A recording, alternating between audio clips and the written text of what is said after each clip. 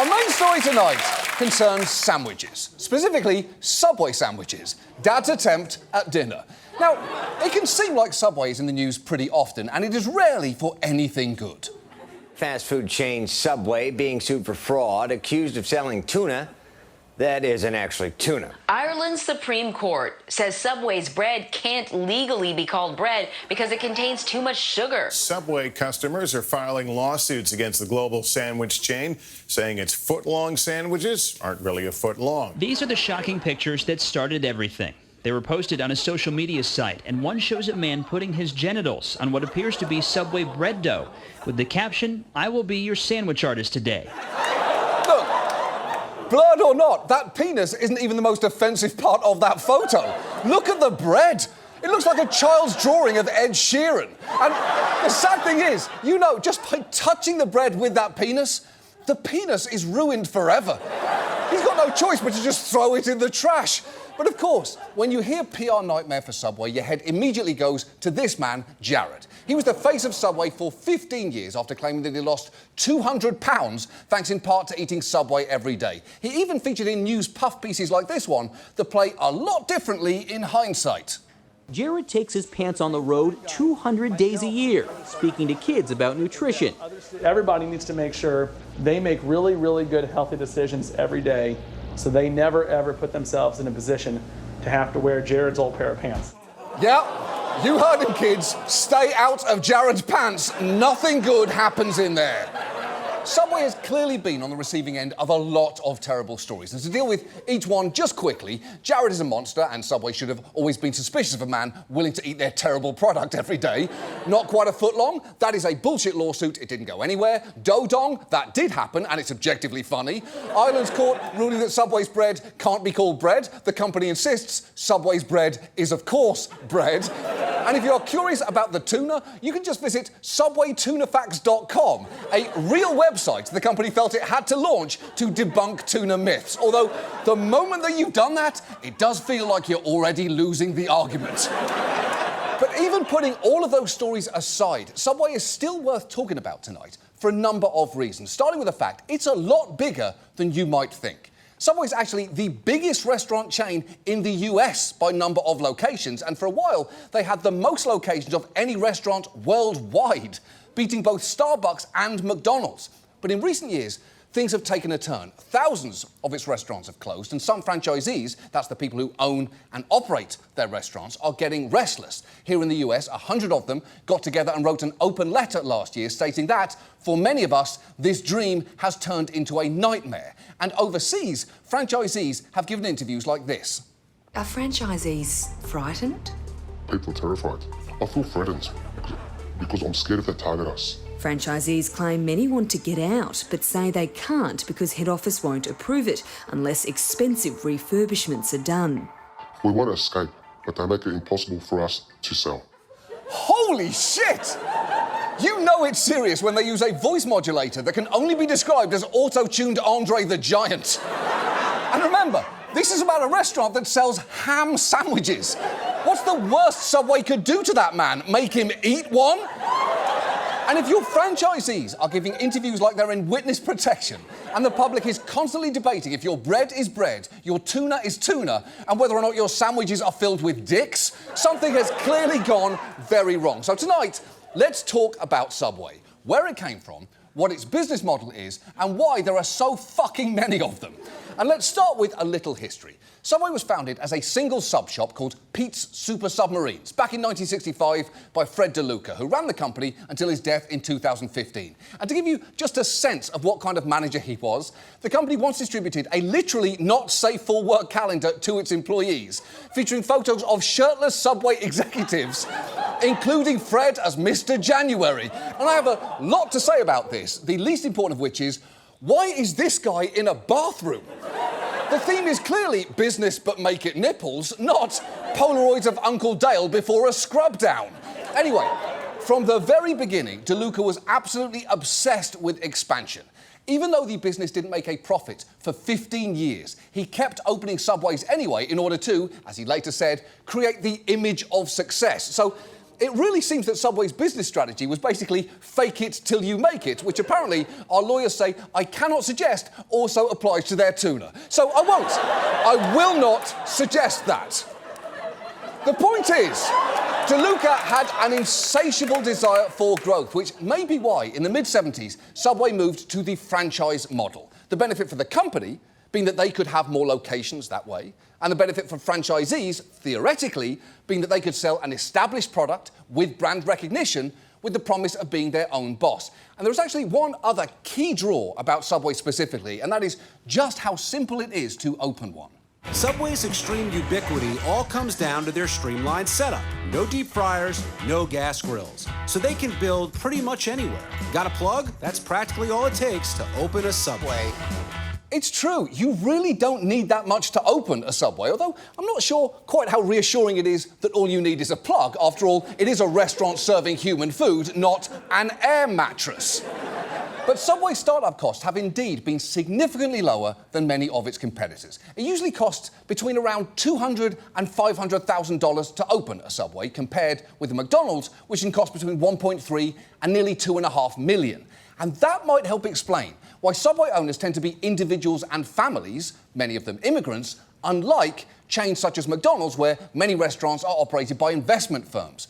But that low entry fee comes with some significant catches. First, Subways bring in a lot less money than other chains. An average one generates around $400,000 a year compared to the average Jimmy John's, which brings in more than double that, or an average McDonald's, which generates over $3 million. But on top of that, Subway franchisees also have to pay a lot more of what they make back to their company. Because while McDonald's asks its restaurants to pay them 8% of gross sales, Subway demands 12.5%. Specifically, an 8% royalty fee and another 4.5% that goes toward advertising. Those are some of the highest fees of any chain. Although I will say, Subway puts those ad fees to heavy use, because they are the reason that you can't turn on your TV without being bombarded by commercials featuring Steph Curry, Tom Brady, and Megan Rapinoe pretending they're all standing in the same place and willing to put sloppy bread cannons into their god bods. And it's not just ads. Subway has done a significant amount of product placement in shows and movies like The Biggest Loser, To All the Boys I've Loved Before, and Chuck. I was even part of one of them years ago in an episode of Community, which I have zero memory of filming. But unlike my forgettable days as a corporate sandwich vessel, some of that placement is pretty hard to miss, like in this incredible scene from Hawaii Five-0. This Subway sandwich, so ono. Okay, so you're eating these to lose weight. Is that right? It worked for Jared, and that boy was large. But the best thing about it, they make it any way you want it. Check this one. It's sweet onion chicken teriyaki with jalapenos and banana peppers.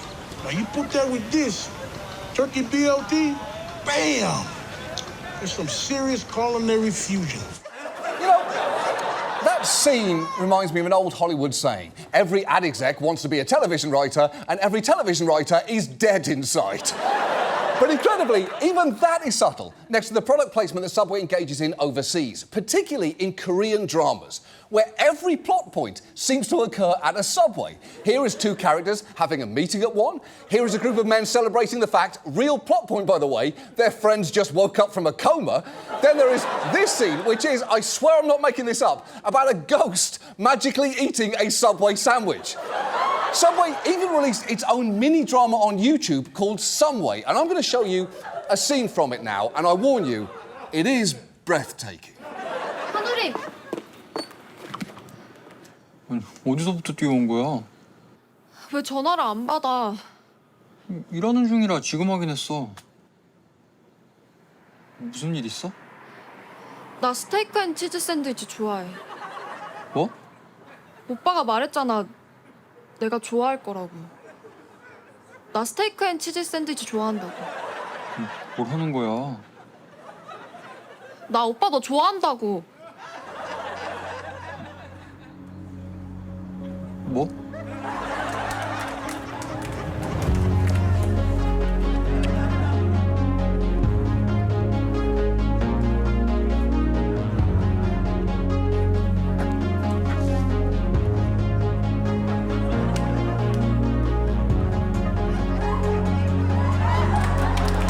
It's good.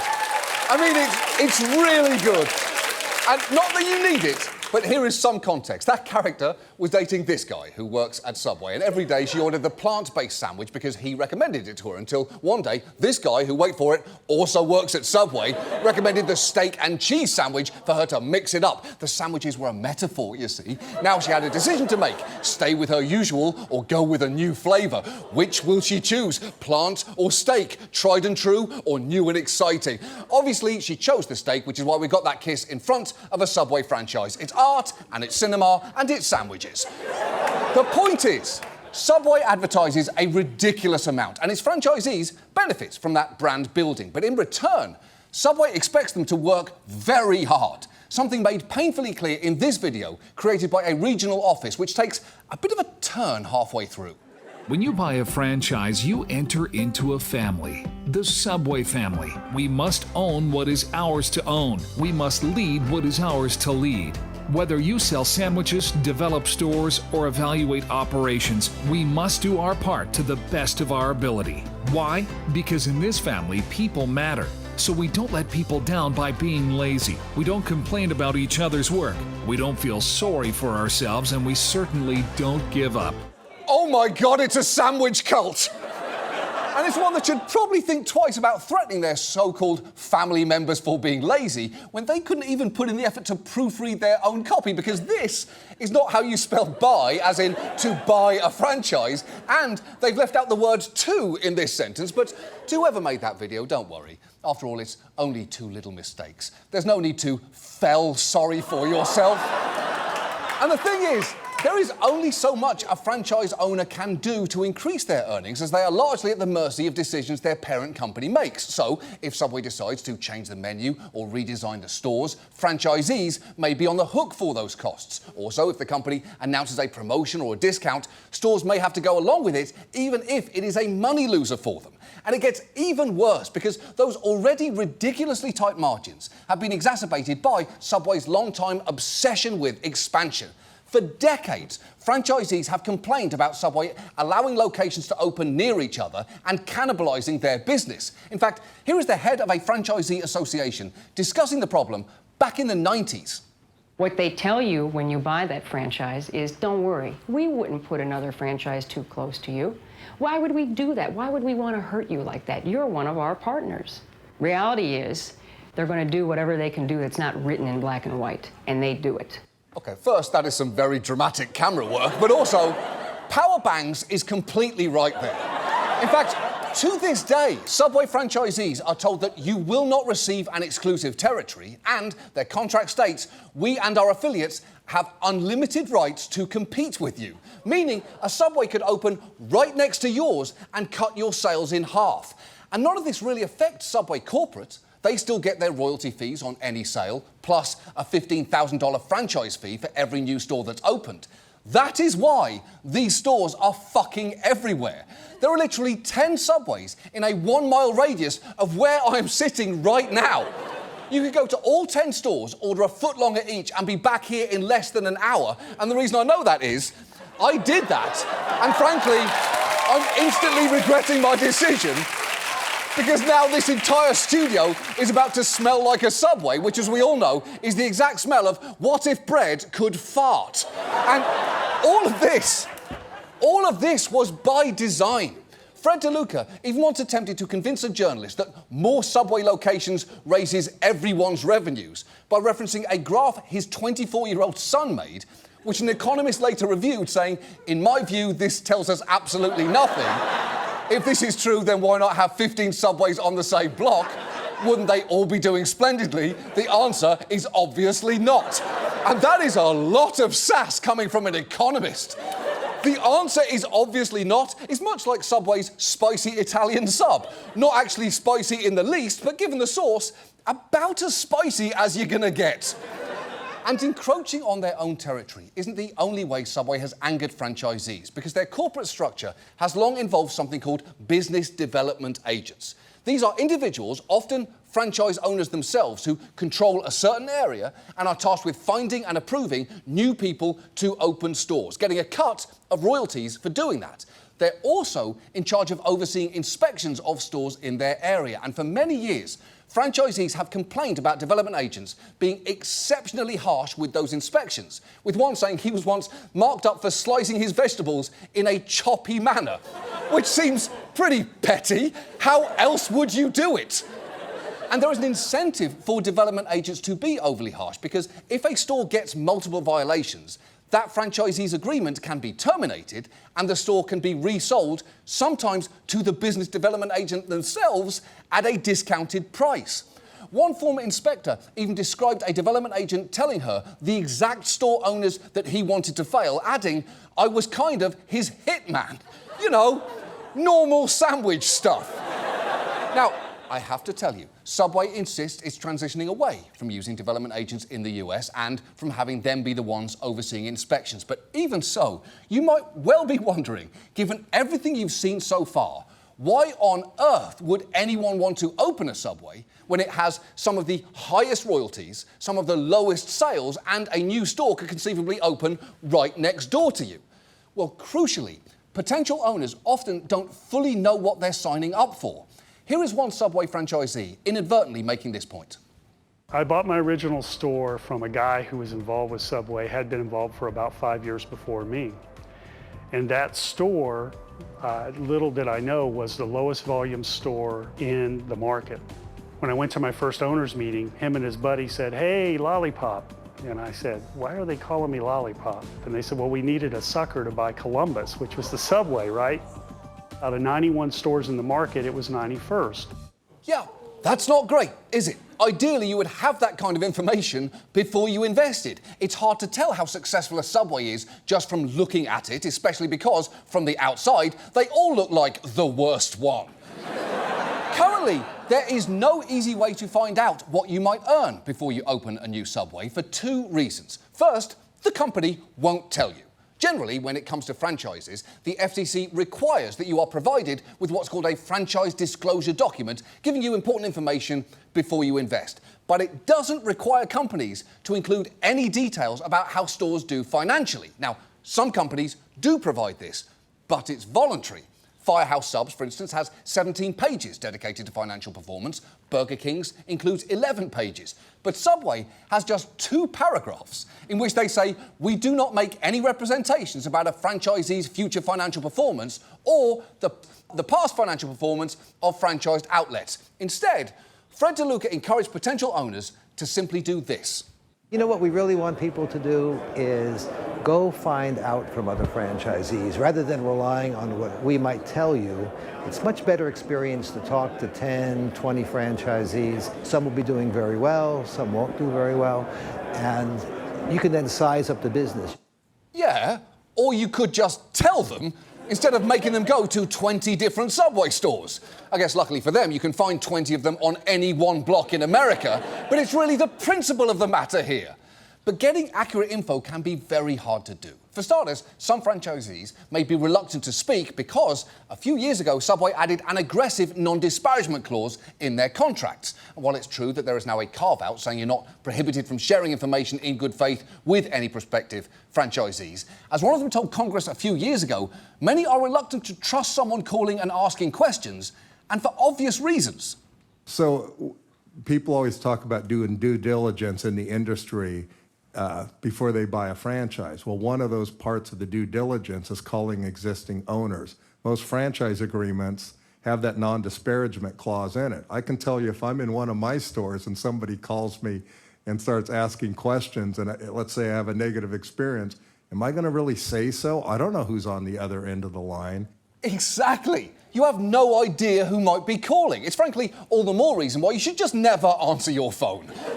Calling people is for divorcees and serial killers. I haven't answered my phone in 10 years now. Either text me or forget me.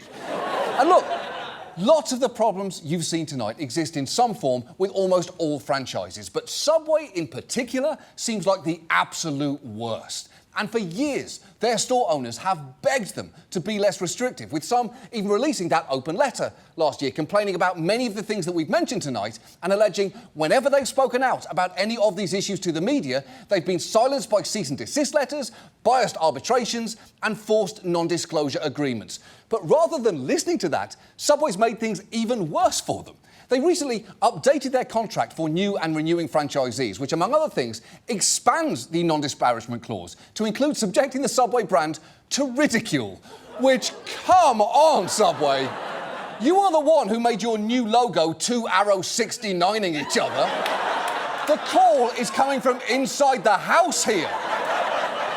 It is frankly no wonder. One restaurant industry expert said no one in their right mind would sign the new agreement.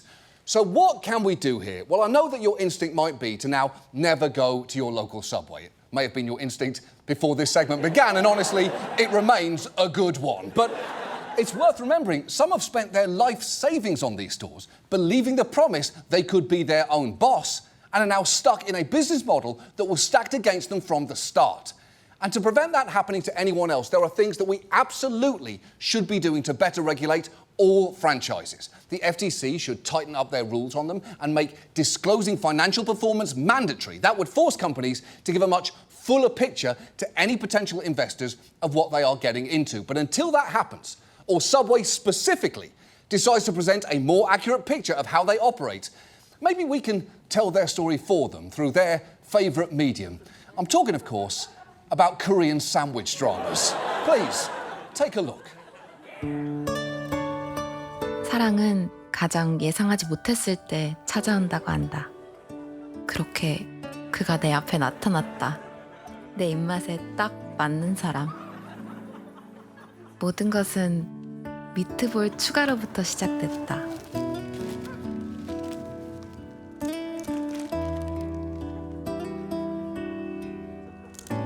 빠져나올 수 없는 맛이었다. 완벽한데요?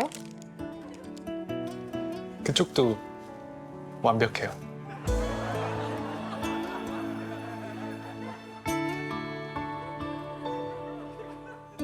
나도 모르는 사이에 난 사랑에 빠졌고 그와 함께한 하루하루가 짜릿했다.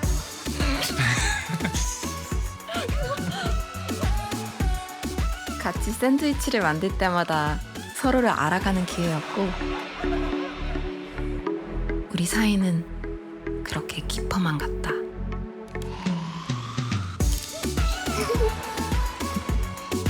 그의 손길은 나를 설레게 했다. 하지만 그것도 언젠가부터 변하기 시작했다. 상추가 왜 이렇게 초록색이야? 한 번만 더 그러면 진짜 끝인 줄 알아. 누구? 본사 개발 담당자. 되게 별로야. 그리고 계약서 보면 완전 착취가 따로 없어. 그 순간 이후로 모든 게 조금씩 달라졌다. 추가 미트볼 안 줘? 못 줘. 남는 게 없거든.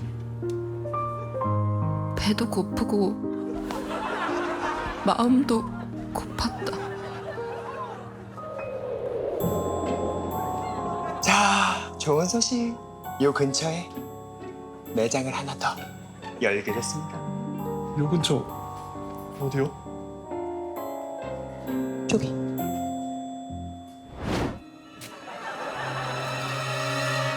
미안. 왜? 뭐? 어쩔 건데?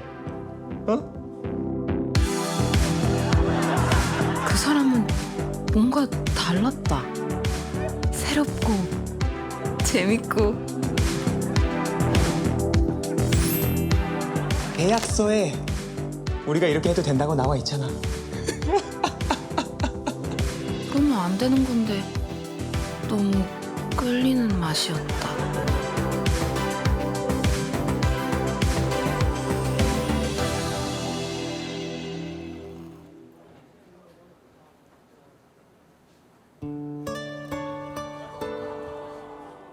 두 샌드위치 아티스트들 사이에서 나는 고민에 빠졌다.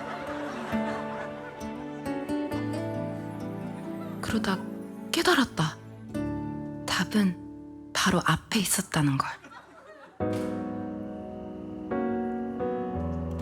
잠깐만. 무슨 일인데? 나 미트볼이 좋아. 뭐? 나 미트볼 추가가 좋다고. 봐봐.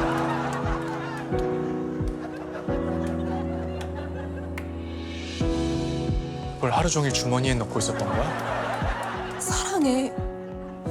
그리고 스파이시 마리나라에 미트볼 추가한 거 사랑해. 스파이시 마리나라에 미트볼 추가한 거 사랑한다고. 너도 알잖아. 안 돼. 왜? 들어간 게 진짜 고기가 아닐 수도 있어. 이건 진짜야?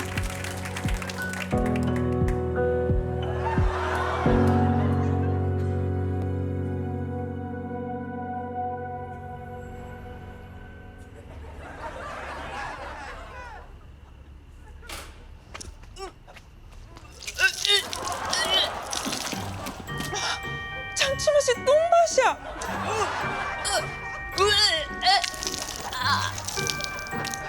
똥꼬맛. That's our show. Thanks so much for watching.